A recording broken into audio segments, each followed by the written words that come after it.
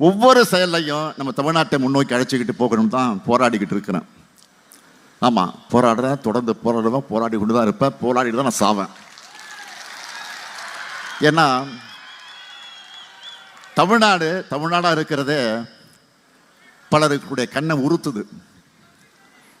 ஒன்றிய அரசுடைய ஏஜென்ட்டா தமிழ்நாட்டில் ஏட்டைக்கு போட்டிக்கு அரசாங்கம் நடத்தலாம்னு நினச்சி ஒருத்தர் வந்தார். யார்? ஆளுநர் ரவி.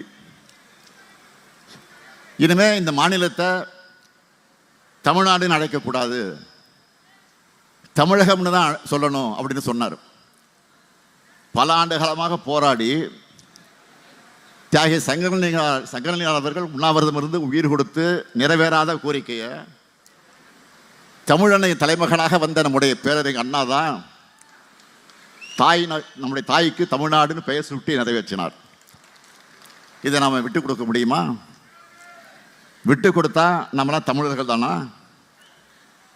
தமிழ்நாடு சொல்லக்கூடாதுன்னு சொன்னது ஆர்.என். ரவி என்ற தனி நபருடைய குரல் மட்டும் அல்ல, அது பாஜகவினுடைய குரல். பின்னால் இருந்து இயக்கக்கூடிய RSSின் குரல்.